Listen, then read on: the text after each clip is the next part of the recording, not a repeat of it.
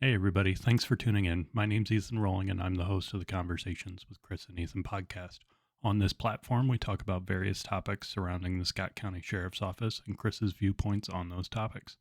Through this platform, we hope that you will come to know Chris and his stances on these topics, and in doing so, we hope he can earn your vote. Chris is running in the Republican primary in June of 2024, and as a reminder, we're always looking to engage with the community and answer any questions you may have. So if you'd like us to address a specific topic on the podcast, feel free to reach out to any of our social media platforms. Obviously, we already talked about your kind of pedigree and your background in law enforcement and the military. We spent like a whole episode and a half talking about all the stuff that you've done. But we don't ever talk about what I do. I'm just kind of the voice that's here steering the ship. But I think when we're talking about mental health and stuff, it would be beneficial to give some context on why I'm so passionate about this and why I feel like I have a unique voice to lend in this conversation.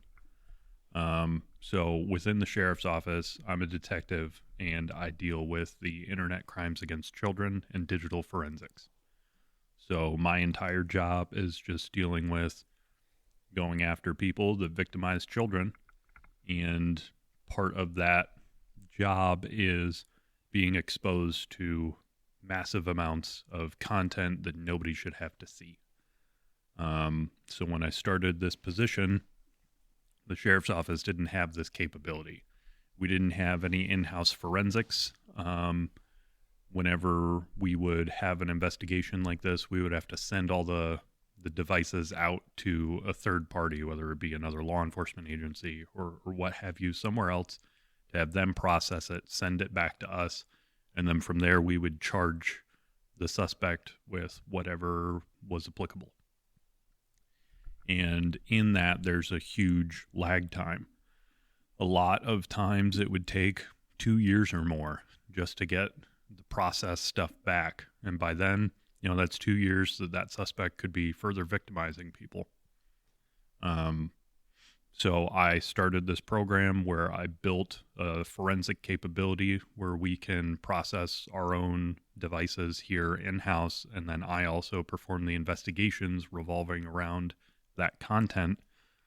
So it just cuts the lag time down to basically real time, where I can at minimum triage the devices, see if there's anything worth charging, and deal with the problem here locally, all in-house. When I started this position, I have a good understanding of my own mental health, which I think is very important for anybody doing this position. So you have to be very self-aware.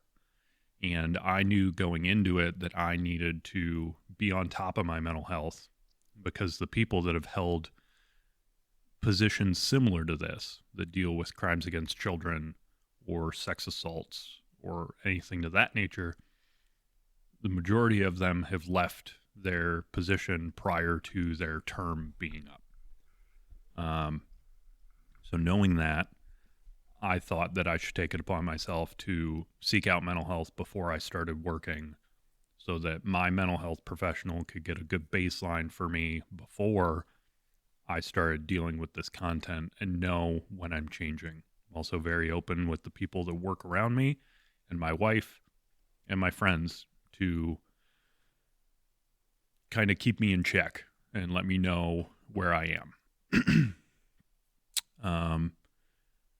Part of the reason I did that is because within our department, there is no support for mental health. In that, for ICAC, or Internet Crimes Against Children, if I say ICAC, that's the abbreviation.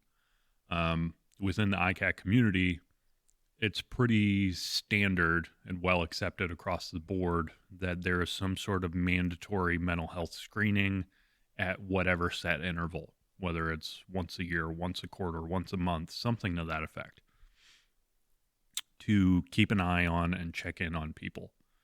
We don't have that. We don't have any sort of screening if if I need to seek mental health, I have to do it on my own. I go see a therapist regularly, and because of our insurance, I pay a copay just like everybody else. If Chris decided he needed to go see a therapist, he'd have to pay a copay too. If one of the other, and any county employee is covered by the same program. And I feel like if I am exposed to this stuff just because of my employment, that should be covered under the conditions of my employment. This help should be covered, because were it not for my employment, I would not need it. Unfortunately, we have no long-term solution for something like this in our department. The only solution we have currently is either taking care of it on your own and paying copays, or filing a work comp claim. And that is not a conducive venture to take care of this stuff, because as we mentioned in the last episode, there's in law enforcement, one of the biggest forms of trauma is cumulative trauma. So a lot of times it's not just one incident. And work comp really likes to hang their hat on one incident. And if you have one incident, they like to deal with that one incident and kind of throw everything else out. We're not worried about that. That doesn't matter.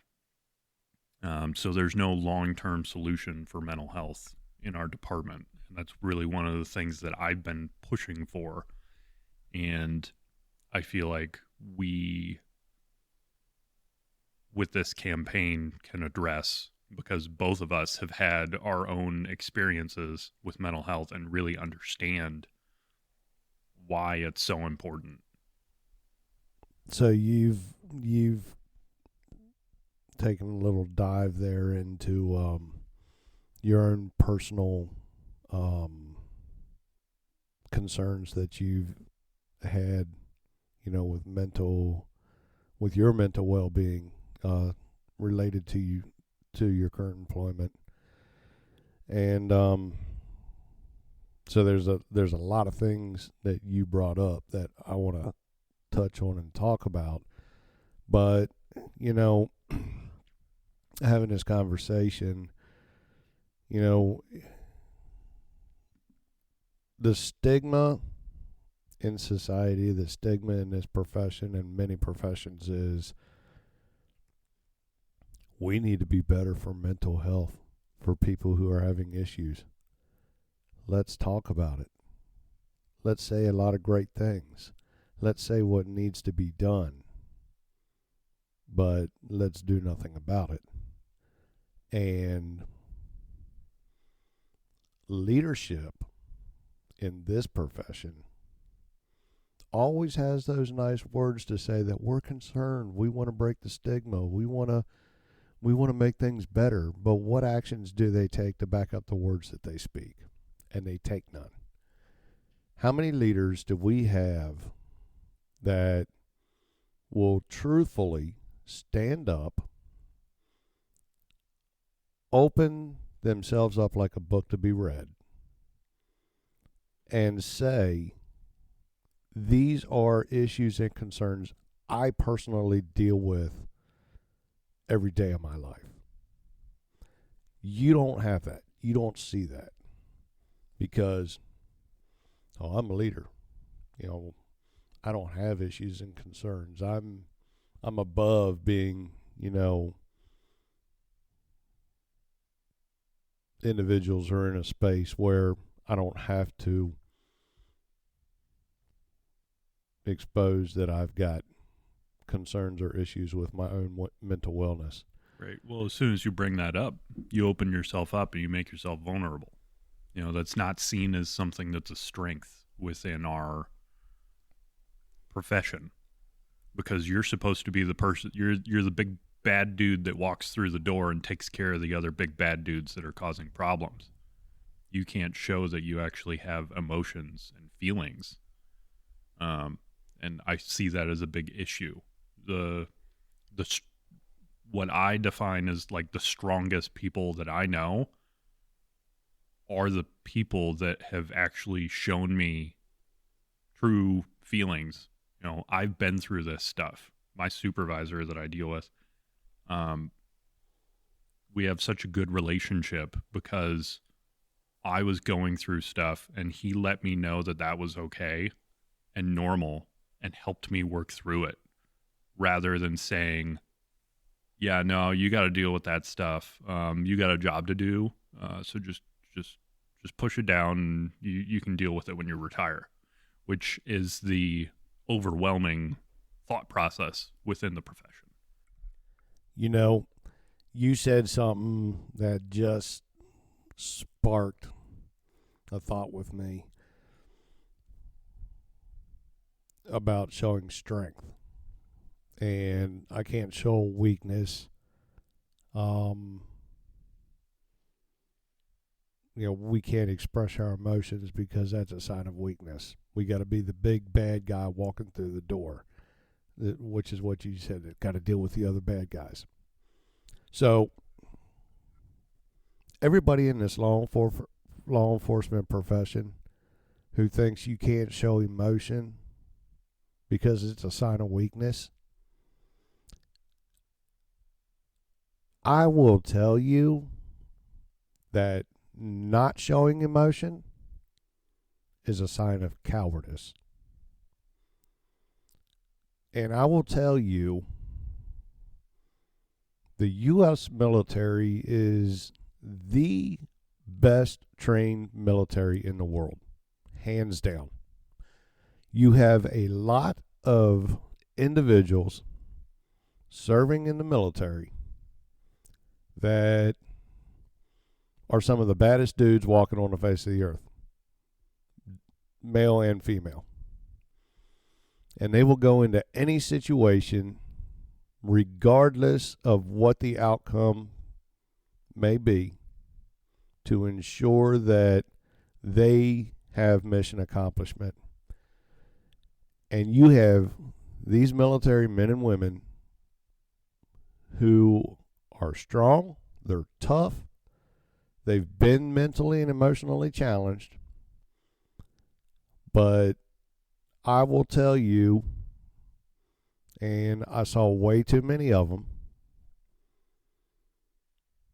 you have this group of strong individuals fighting in a combat environment, and unexpectedly, all of a sudden, one of their peers, one of their family members who is with them, is killed in action.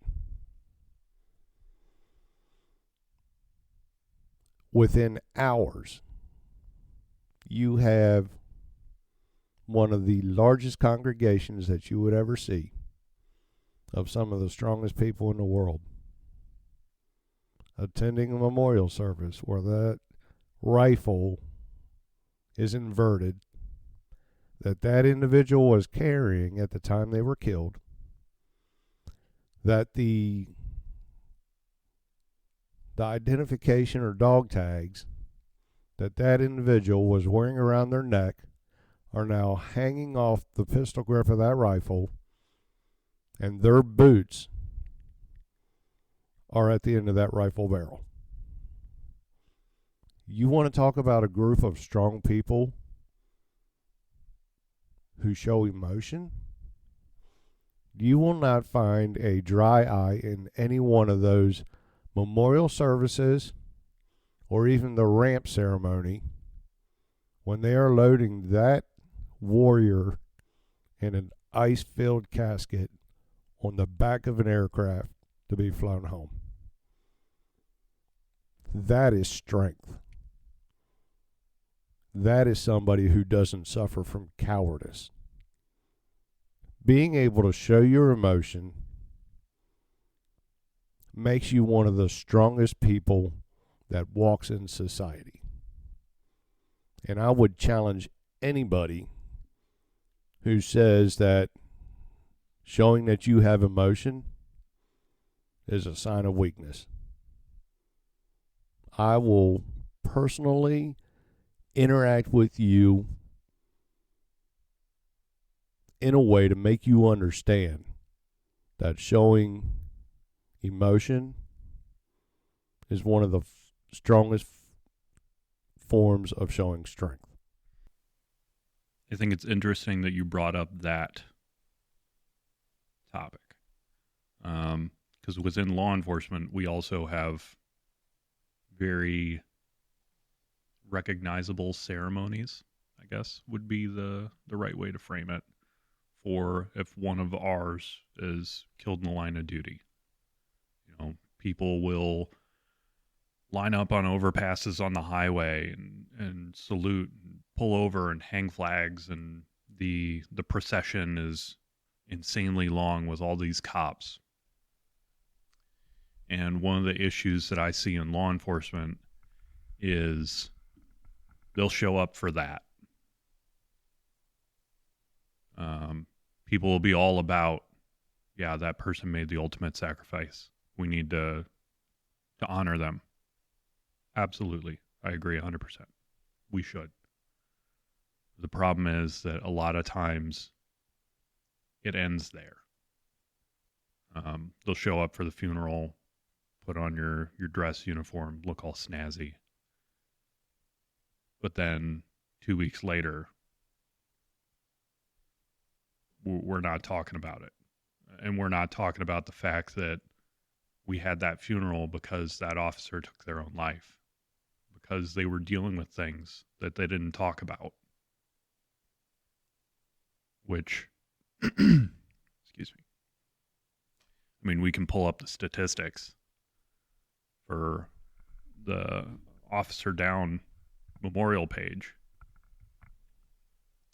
but by far and away, the two biggest killers of cops are car accidents and suicides. And we don't address the issues that get you to that point. And there's a lot of reasons behind that. I think one of them is, like we've already discussed, the fact that there's this overwhelming thought process within the community, the law enforcement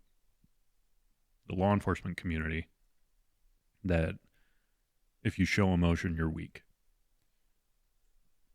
Chris brought up a lot of great points with the military, because they've done a lot of growing in dealing with the aftermath of war and PTSD, and dealing with what you have to deal with in those scenarios where you have a brother or sister die in duty. You brought up officers, who die in the line of duty, who are considered truly heroes because they were out there doing their job to protect the public, and dealing with some of the individuals that we deal with who are truly criminalistic in nature. And then you also brought up, officers out there that take their own lives because of the trauma that they have endured, whether it's on a short-term basis and they just weren't fully prepared to deal with that type of trauma, or whether they've dealt with trauma on a long-term basis, which has led to a degradation in their personal life. That brings them to the point where they feel there's no other course but to take their own life. And many a times you'll hear the conversation about, you'll hear people make comments, well, they took their own life. Sometimes you even hear people that have the ignorance to say, well, they're not a hero. They took their own life. What kind of trauma did they deal with on a regular and consistent basis that brought them to this point? and we don't take that into consideration. And the reason so many military members and veterans and so many first responders get to the point where they can no longer deal with the effects of the cumulative trauma or the chronic or acute trauma or the vicarious trauma that they endure is because agencies and organizations,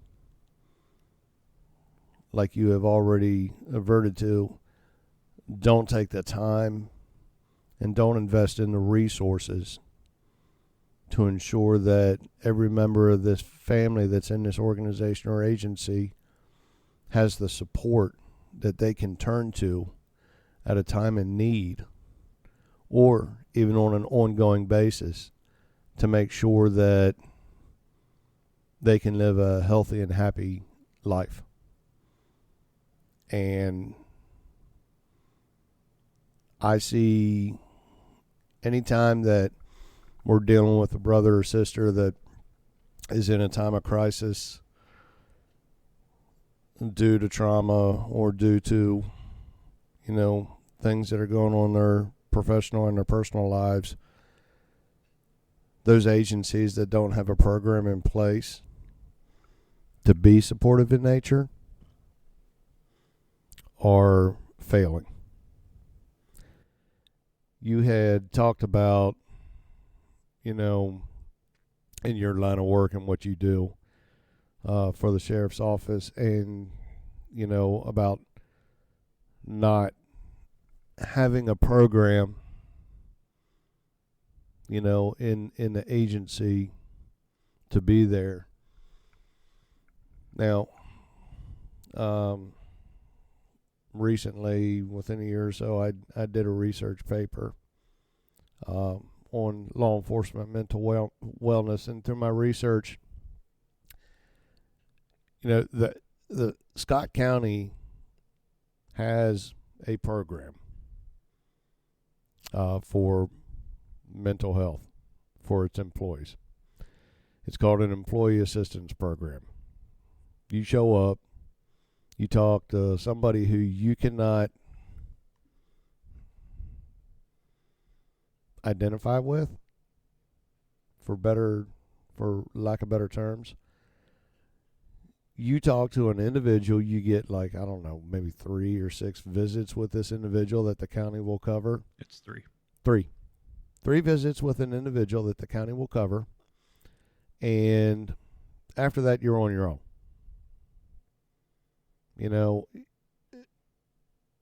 Dealing with mental health, and I don't want to say dealing with mental health, but fostering a positive mental health environment.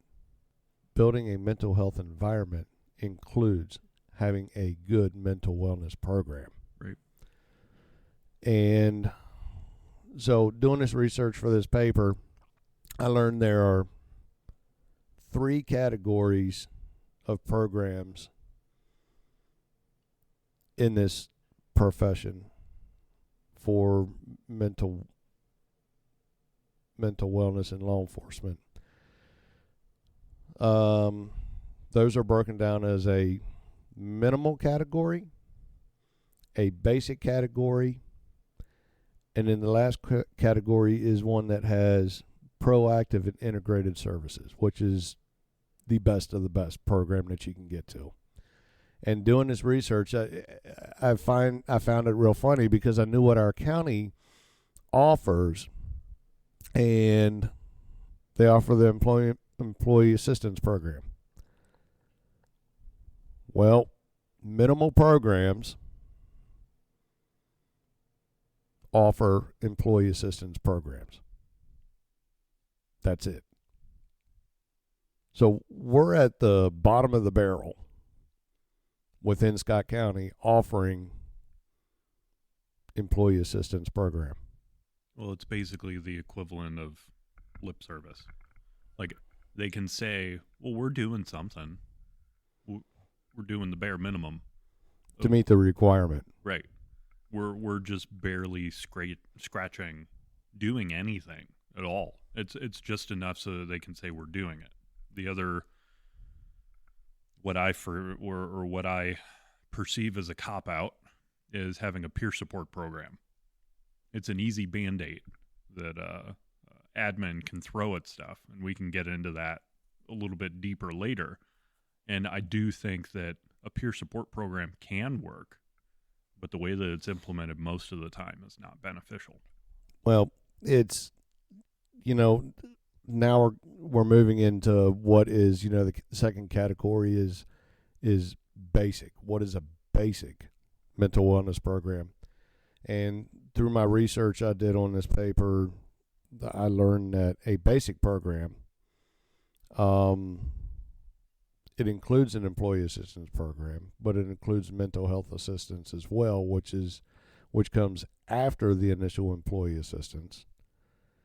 But it also includes critical incident response procedures, and it also includes training on mental health. As far as I know, we don't have a written plan that establishes critical incident response procedures within our agency, which is something that is very important and is very much needed. Who do we need to call? Who do we need to bring in? Who do we need to facilitate? Who does it need to include when you have a critical incident? Right. And what is defined as a critical incident? Exactly. And that should be part of a plan, is what do we consider a critical incident? A critical incident to one person is not going to be a critical incident to another. Right. And then within our agency, how much training do we do on mental health issues? I've been here 5 years. I can't recall one time we've done a program on mental health issues, done training on mental health issues. We've had implicit bias training. We haven't had mental health training.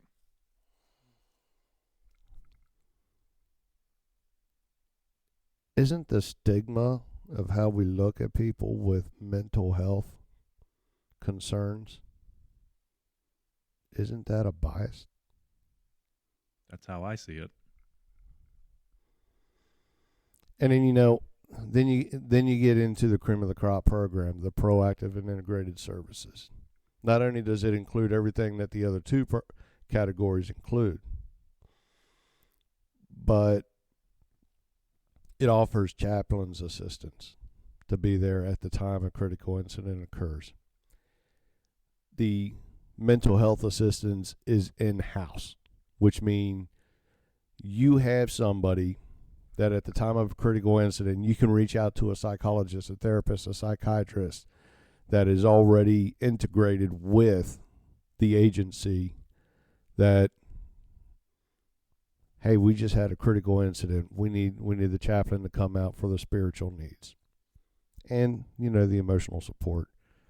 We need a therapist or psychologist to come out and try to facilitate coping skills, which might not happen the night of the incident, but it needs to happen very shortly thereafter. What happens to a lot of people when they suffer a critical incident and they're in mental or emotional crisis? They turn to drugs and alcohol. So a cream of the crop program has substance abuse programs that are there to help the individual deal with those vices. Self-medication to deal with the issue. They have the peer support programs as well that you've already, leaned to.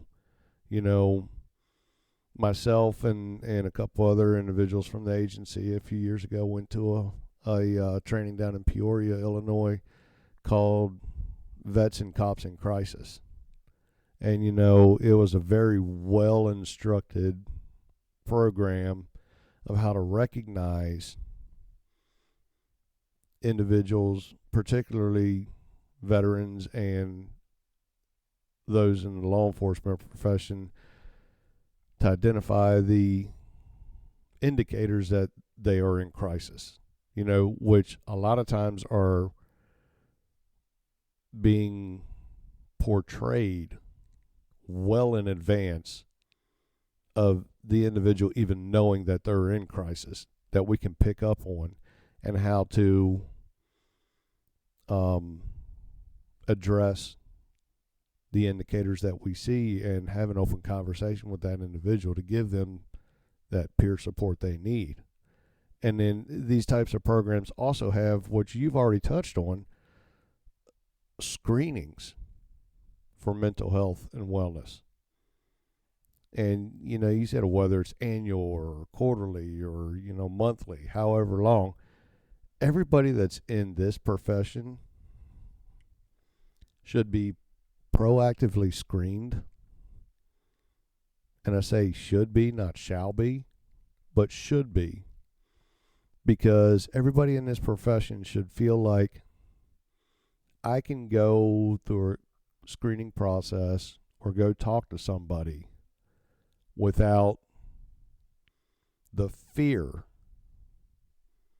that my leadership or my administration is going to put the handcuffs on me or restrict my abilities to do my job just because I've expressed I have a concern about something that I have endured that is triggering emotions and mental thoughts that I personally do not have the coping skills to deal with. Yeah, absolutely. So I know that I have personally dealt with that in my position. As I said before, I'm pretty open with those around me about what's going on with my mental health and what I'm dealing with. And in doing that, I've had scenarios where I've dealt with things that I've tried to keep my supervisors apprised of. And I have seen that bad side of the knee-jerk reaction of, well, we need to slap a Band-Aid on this and deal with this problem instead of dealing with the issue and the person. So rather than treating me, they treated, what they perceived as the problem. And in doing that, made everything way worse than the original problem was. Our administration right now tends to go with the shotgun effect. Let's go with the widest pattern rather than actually honing in on an issue and dealing with it specifically. To the point where now that is a real concern for me as well. I'm a very open person that if you ask me how I'm doing, I'll tell you how I'm doing. And if that's me as a default, this whole mental health issue and the way that it's been handled has now made me, who is normally an open person, second guess that. And now I'm closing off because I love what I do and I want to continue doing it the same way that many law enforcement officers feel the same way about their job. They absolutely love what they do and they don't want that taken away from them because for a lot of people, this is just them. Like after you do this job for a while, it just becomes you, which we can get into a conversation whether or not that's healthy. But the problem is you get backed into a corner. So if you start having issues rather than being proactive and bringing it up and saying, hey, I'm having these problems, I'd like to get some help for it, you internalize it and you don't verbalize it or tell anybody about it because exactly what happened to me will happen to you. We're going to slam the brakes on. We're going to take away all your capabilities because we've determined that's what's best for you. Rather than having a conversation with the individual and saying, what do you think would benefit you mentally? Now, there comes to be a point when, much like a mental health committal, those around you may see things that you're not seeing, which is absolutely possible. They may have your best interest at heart, but those individuals making those decisions should be the ones that interact with you on a daily basis, not those that are so far removed from you that they've not had a conversation with you in months. So they get to make decisions on what best benefits you. So again, we're talking about a more tailored plan to deal with specific individuals and their specific problems, because my issues that I deal with on a daily basis as an ICAC investigator are not the same as what a patrol deputy or a corrections officer are going to deal with. We have to tailor an approach for the person, not for everybody. There's no one size fits all, especially for mental health. There's no one size fits all for anything. There's always going to be outliers. But something is better than nothing. And the way that I perceive our mental health program right now is we have nothing. Because employee assistance program is not anything beneficial to us. It's 3 appointments. And if it's something like cumulative trauma, that is not going to be dealt with over 3 appointments. The other thing that we need to, one of the reasons I'm pushing so hard to change the way that we deal with mental health within our department is we're hiring so many of these young kids now, straight out of college, that this is their first actual job, aside from retail or something like that. This is their actual career now. So we're getting people that have a little bit less life experience than what we have in the past. So the first time that they roll up on an accident that's a really bad fatality, or they roll up on a suicide that is very graphic in nature, those have a lasting effect on people. And the way that we're structured right now is not in a way that will set them up for success in dealing with that long term. And I hope that we can get to that, because I truly believe that we're capable of it. We are better than what we are doing right now. How many years have you been doing the ICAC stuff now? I'll be coming up on 3 years here. In the last 3 years, outside of your direct supervisor, how many times has someone higher than your direct supervisor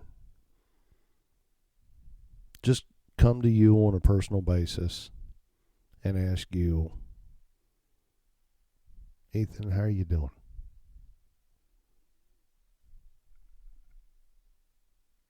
Zero. So in 3 years, nobody outside of your direct supervisor, knowing the line of work that you do, has approached you personally one-on-one in an environment where you can be comfortable and asked how you're doing. Nobody in a supervisory role. I've had other line level staff, other deputies, Peers. peers. People that you consider friends. Right. People who know you and how you carry yourself and how you talk and how you show your expressions, that can pick up on a clue that says, hey, what's going on? Right. Do you need to have a conversation? Let's go grab some coffee or go grab lunch and have a discussion. How can I be here to support you when you need that support? And yet you get nothing like that from the upper levels of leadership in our agency. Yeah, I think that I think there's a lot of background behind that. I can't speak for everybody else, but I think that specifically with my position, it just kind of comes with the territory. The stuff that I deal with on a daily basis, nobody wants to talk about. I don't even want to talk about it really, but I'm so far in it that, I mean, it's just what I do. So a lot of people don't like to acknowledge that the stuff that I deal with even exists, because when you start to go down the rabbit hole of looking at what I deal with, you come to realize that there is legitimate and real evil in the world, and it's a lot more prevalent than people like to acknowledge. And the thought of it being as prevalent as it is, and as just as severe and bad as it is, people don't like knowing that it's everywhere. You know, the first multiple cases that I dealt with were all people in positions of trust. I had a pharmacist. I've had 2 firefighters. I had a dispatcher. All these people are like the last that you would suspect. Military guy? Yeah, the dispatcher was military. Oh, okay. And people don't want to acknowledge that this stuff is taking place right under our noses. So I think that is part of the reason why, well, for starters, my office is in the basement of the Scott County Courthouse. So we all jokingly refer to it as the dungeon, which is a very fitting place for my office considering what I deal with. So nobody wants to come down to the dark dungeon and talk to the guy that deals with child porn every day. Which on one level I can understand. Being outside of it, I don't think that I would really want to deal with that either. But I think that there's like a human aspect to just caring about other people, caring about those brothers and sisters that are in our agency. And how easy would it be for me to just slip through the cracks? And if I didn't have those people that I knew really cared about me within the agency and were looking out for me, how easily could I just not have had tabs kept on me for the last 2.5 years and just kept my nose down, done my work, and then one day I'm just gone because nobody checked in on me. I think that there's some fundamental issues that we have in dealing with mental health that extend past me.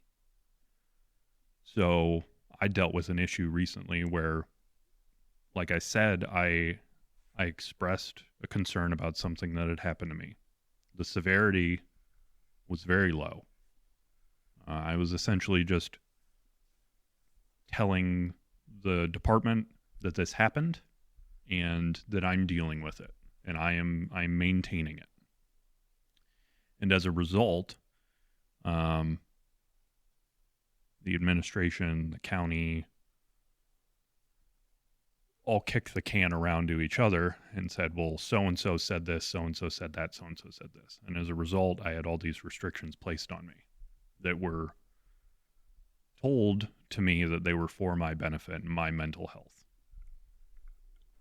And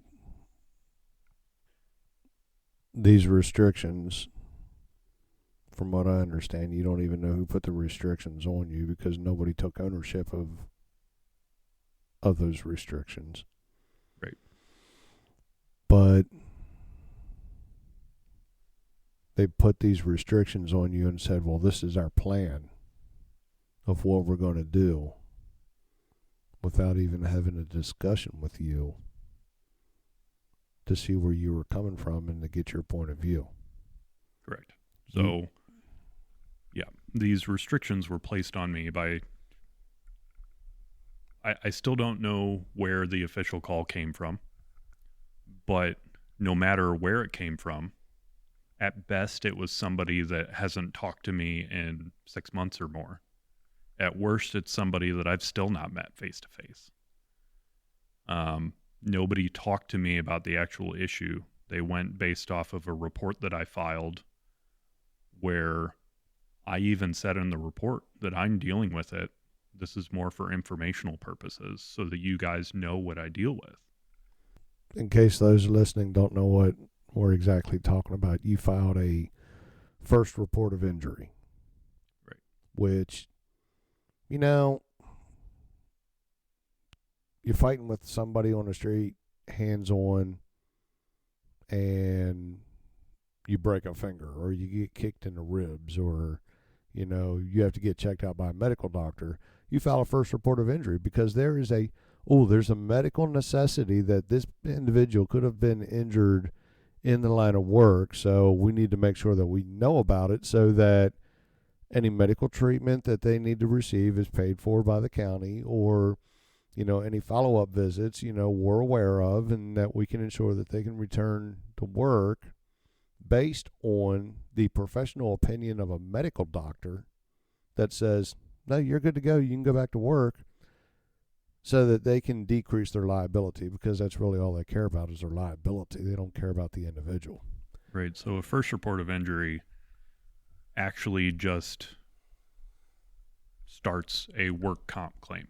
That's all it is. And unfortunately, that is the only option that we have right now for any sort of injury, whether it be physical like you were referencing or mental like I reported.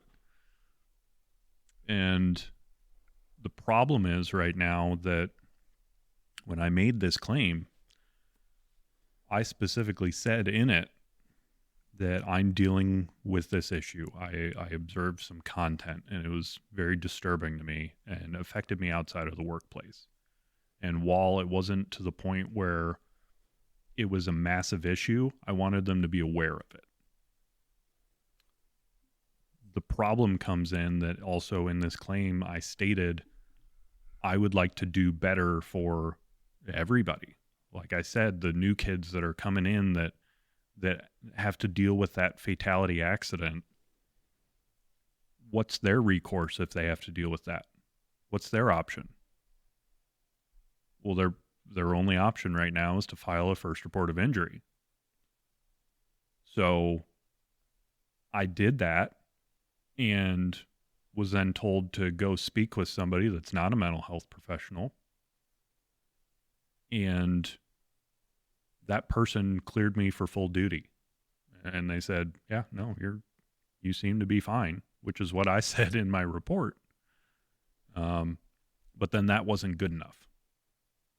So I jumped through all the hoops that I was supposed to jump through.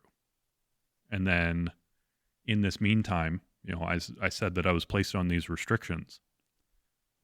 There were multiple aspects of my job that I do on a daily basis that I was not able to do, that as a result, I view the community has suffered because nobody was doing them. And now that, you know, this has come and gone and I'm quote unquote back to normal and I'm able to do everything, that month of wasted time where I was on these arbitrary restrictions, work has accumulated, and now I'm dealing with a whole nother set of issues where now I'm overwhelmed because I have to play catch up and I have to do all the stuff that I should have been doing over the last month because it's accumulated. So now I'm in a very peculiar situation because the first time around, I was okay. I was just making an informational report to let them know that this content is damaging in nature over the course of time. And I wanted them to know that I was experiencing that, but I was dealing with it. And as a result, they slammed these brakes on me and said, you can't do all these things even though you feel you're capable, and those that work directly around you feel that you're capable. So now I'm back to working in a full capacity, but because I have this backlog now, I am so much more stressed and overwhelmed than I was originally. But I can't say anything because I know what'll happen now. Because they've already shown me their hand, you know? They've already said, well, this is what we're going to do. And I've already lived through the nightmare. So as I said 20 minutes or so ago, I'm normally a very open person. But now I don't want to talk about this. So if that's me, how's the new person coming in, or the grizzled veteran that's been on for 15 years and already doesn't want to talk about it? Those are the ones that are going to be an issue if we don't change this system. So, you know, you're touching on a lot of good points. You're touching on emotions and mental well-being that this conversation could go on for a very long time. And, you know, I think you and I are both dedicated to continuing this conversation as long as we need to. But a point I want to make here is the individuals who, after you filed this first report of injury, who slapped the restrictions on you and basically handcuffed you from doing your job, I see two definitive things that come to my view in all the research and the experience that I have, not only in leadership, but also all the experience I have and knowledge I have on trauma, is one, by individuals, whether it's a single individual or whether it was a conglomerate of individuals who came together and put restrictions on you. The first distinctive thing that I see is, without even having a discussion with you and talking to you personally, either individually one-on-one or everybody as a group, they are micromanagers. They are trying to manage every little movement that you do in order to decrease their liability to say, well, this is what we did to address the situation. Right. But we didn't have a conversation with Ethan to truly understand where he was coming from. We just relied on word of mouth. And individuals, because I'm not going to call them leaders because they're not leaders, individuals who micromanage, and this is a well-known fact, micromanagement is a red flag for a lack of leadership skills and abilities. So every single individual that was involved in this decision to put restrictions on you micromanaged that scenario in order to decrease their liability, showing that they don't have the necessary skills and abilities to be good leaders, which is why we had previously talked about why we want to implement and develop a transactional leadership program within the sheriff's office to build good leaders. The second thing I gather from this is these individuals who would have you talk to a healthcare provider who is not a mental health specialist does not understand trauma. And I have a lot of experience and knowledge, not only from research I've done for my continuing education, but also, from real world experiences that I've personally endured, is that, trauma comes in three forms that we've already talked about. The cumulative trauma, incident after incident after incident after incident that you see, that you witness, that you observe, that you endure, is cumulative trauma because it builds upon itself continuously. Vicarious trauma, which you see a lot of mental health degradation in people's and individuals in the professions that do a lot of forensic victim interviews, or investigators or detectives that interview people that have been sexually assaulted, whether they be children or males or females. But vicarious trauma is being traumatized by being subjected to the stories and the facts of victims as they disclose what has happened to them personally. And then you have the acute or the chronic trauma, which is, it's a single incident that somebody observed that causes trauma for them. So by somebody not understanding trauma and having a lack of leadership skills and abilities, the most basic and common form of, how to decrease liability and deal with the situation is, well, I'm going to put this person on restrictions and shift the blame onto somebody else so that I'm not the one that has to answer for it. So I think that the biggest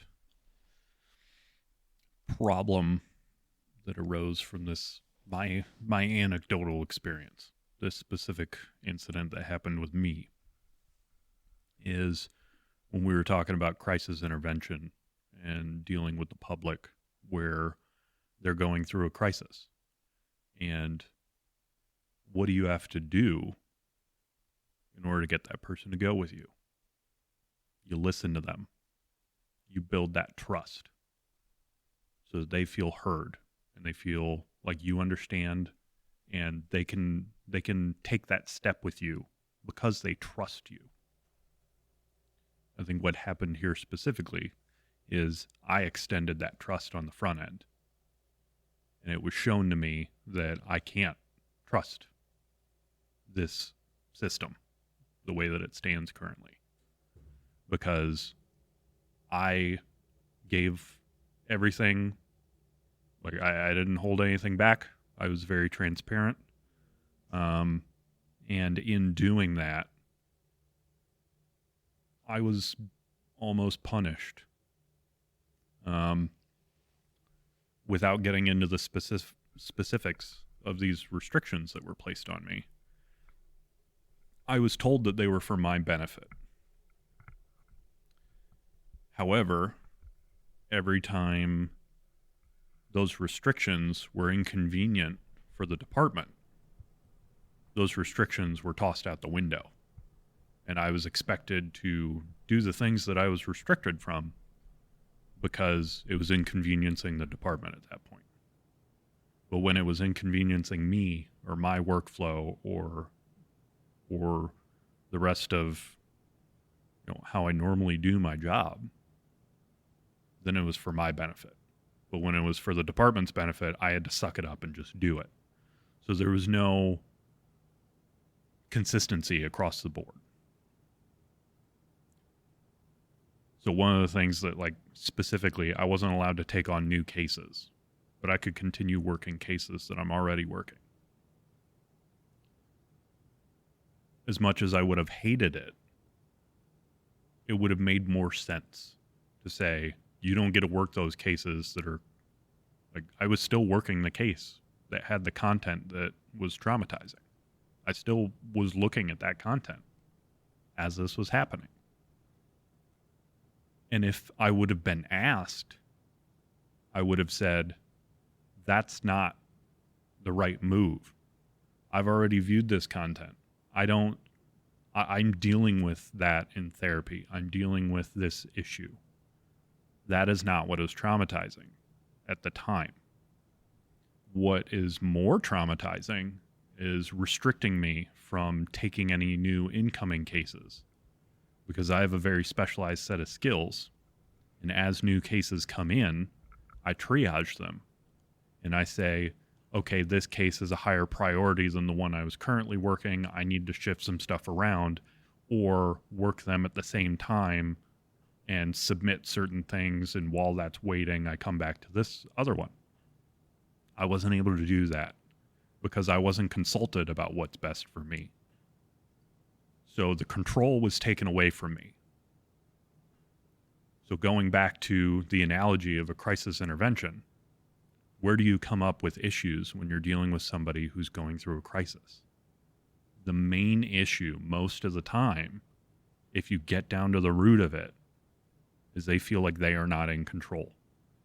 And when they act out and they become violent or they're disruptive in some way that the community perceives as frightening or threat, most of the time it is coming from a place of fear because they're not in control. So I had the control taken away from me without my consultation and without having a conversation with me. I had the control taken away from me. And then I had to fight to get it back. I had to go to multiple different individuals and have one-on-one conversations where I had to hunt them down because they would not come to me and talk to me. And they all kicked the can around to each other and said, it wasn't me, it was them. It wasn't me, it was them. And because I'm so passionate about what I do, I had to go out of my way to get my capabilities back. And I think I was only able to do that because I am in a good mental headspace. My fear, if we don't change things the way that we're discussing, is somebody that's actually in a crisis. One of our own that is actually dealing with something that they can't handle on their own is not going to be able to go through all that. They are not going to be able to advocate for themselves. Or they're not going to have the strength to say, I need help, because they've seen stuff like what happens to me. I'm not an outlier here. I'm not the first one that this has happened to. We've had multiple people in the last few years go out on mental health reasons and retire. And the after action reviews that I've done with these people in speaking with them is they've felt like they've been punished when they bring up that they're dealing with issues. It's not that they feel like they're being cared for. It's that they've done something wrong, because these restrictions that were placed on me, although I was told multiple times they're for your benefit and you're not being punished, if you stand back and you look at them, it's basically a punishment. If you just write them down on paper and you look at them, it sounds like I'm being punished. Especially because in a punishment, you don't get any say in what your punishment is. Like when you break the law and the judge sentences you, you don't get a say, well, I'd really like to not go to jail. Like, it's forced upon you. So the individuals that put these restrictions on you, they're being the judge and the jury. They're litigating your case without any input from you. And then also handing down a sentence, which is their restrictions, which, like you said, you view it as a punishment. In their mindset, these are a benefit. But who did they truly benefit? They benefited the county. And that was demonstrated by the fact that when it didn't benefit them, they altered it. They checked the box to decrease any liability. That's exactly what it was. And rather than viewing me as a person, as a brother, sister, what have you, a member of the law enforcement family within the Scott County Sheriff's Office, they viewed me as a number that could go after them for damages or attempt to retire due to the trauma that I've seen. They didn't look at me as a person who just wants to keep doing what I'm doing because it's the most fulfilling thing I've ever done in my life, which I said in my report, I want to continue doing this as long as humanly possible, which is why I'm keeping this open line of communication and reporting this issue. And they viewed it as I'm trying to sue them or I'm trying to retire. Well, if we didn't have a minimal mental wellness program, and we actually had people who were involved in a mental wellness program that were trained, had experience, had knowledge, and who also didn't lack leadership skills and abilities to micromanage everything, then a whole different assessment could have been done. And not only could you have continued to do your job without being restricted, but you could have stayed on top of things. At the same time, simultaneously, you could also have the resources available to you in case you needed to reach out to say, hey, having a hard time coping with this, can we sit down and talk? Right. Learning coping skills and learning how to deal with trauma it's not an instantaneous thing. It's a continuous life cycle. Right. Every time you endure a traumatic event, it establishes a new trigger in a person's individual personal life that they now have to learn how to cope with. And if we have the programs and the resources available, that as this trauma happens, people can reach out to it and say, what do I do? I know how to cope with this, but now I've got this and I don't necessarily know the right avenue to take to cope with this new incident. Talk me through this. What do we need to figure out here? Which, that's why we have a stigma about mental health. Right. We had talked about earlier,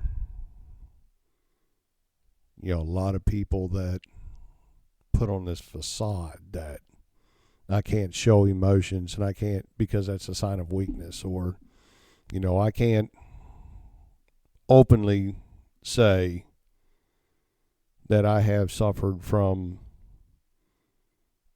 a crisis moment or a mental health moment, that I've seen or endured things that, have bothered me.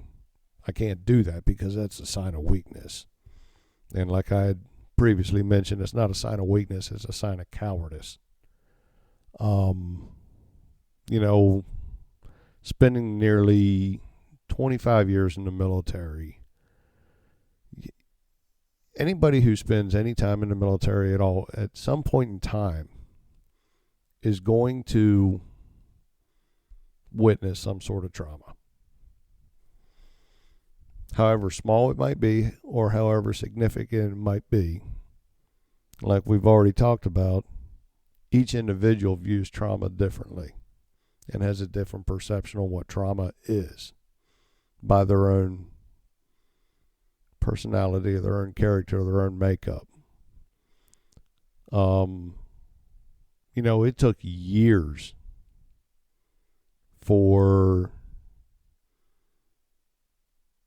and I was already retired out of the military when I finally, got to talk to a psychologist through the VA, the Department of Veterans Affairs, that finally said, after 25 years in the military, you are classically suffering from post-traumatic stress disorder. And it was a big thing in the military, huge stigma that you couldn't talk about that you were, dealing with depression or anxiety or, anger or fear or anything. Right. Because that stigma was very well pronounced in the military, which during OEF and OIF, the military started taking significant strides to try to change that stigma. And the military is still doing that.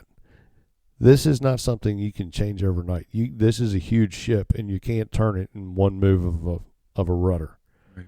It takes a lot of input to get something this significant going in the right direction. But if we don't ever start to make those changes and we don't ever start to take those steps, we'll never get this thing going in the right direction. And that's something we need to do. But when I finally got to talk to this psychologist with the VA, and she was like, out of all of these signs and symptoms for PTSD, you're expressing 90 to 95% of them. And the military, while I was still on active duty, had the same signs and symptoms. I was checking the same box, but, the doctors back then were, and not behavioral health therapists, not psychologists, not mental health professionals, regular doctors, like you've already attested to. Oh, you're okay. You'll be okay. We don't want to check that box. They might restrict some things you'll be able to do, so we're not going to check that box for you, which is not like that in the military now. But it was when I was coming back from my first and second deployments, to Iraq. And, did you see anything of this nature? Did you see anybody killed? Did you engage the enemy? And they just describe all these different scenarios that, my God, if you were outside the wire in any one of those theaters, you saw stuff like that on a daily and consistent basis. But it's like, oh, yeah, we checked the box on that, but you're going to be just fine, I had no idea, because those around me who knew me personally before, I deployed to Iraq, and after I came back, and, even before being deployed to combat zones, people that knew me throughout my career progressively saw changes in the way that I acted, which I had no idea was going on. And had there been that intervention in there when those changes were starting to occur, then could I have built the necessary coping skills and been able to deal with those issues that I was having that I didn't even know about in a progressive and correct manner. In real time, instead of after the fact. Yeah. And, it was finally, it came down to the point, and then after talking with the psychologist, and I went through years of therapy with the psychologist. That was, it started out 3 days a week, 2 hours at a time. I was going to see the psychologist after retiring out of the military that the VA provided. I did that for a year and a half. 3 days a week, 2 hours each visit, going through intensive therapy and learning the coping skills with everything that I was doing and everything that I had seen and everything that I observed and witnessed and things I was even responsible for. To deal with the guilt and the anger and the fear and the anxiety and the depression.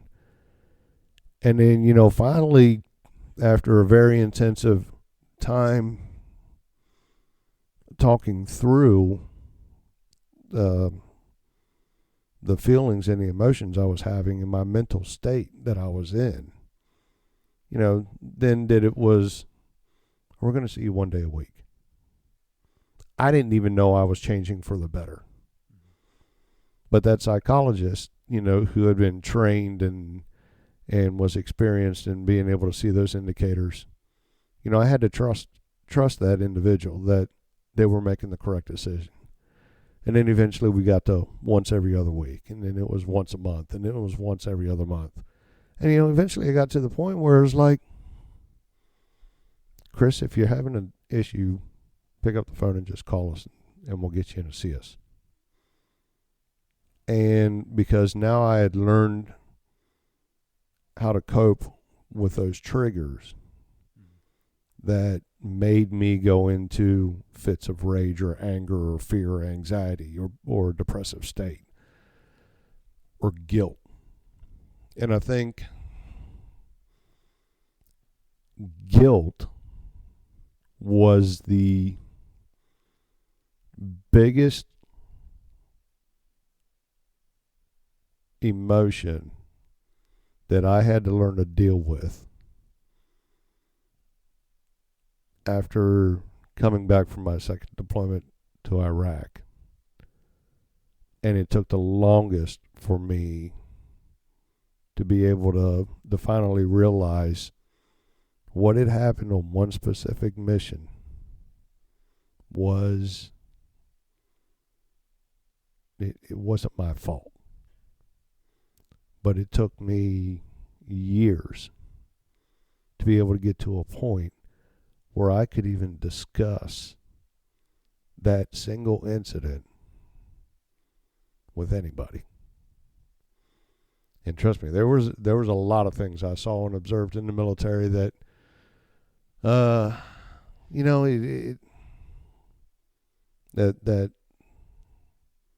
a lot of people in society could not handle the trauma that individuals see in the military. And no person should be subjected to observing that trauma that you see.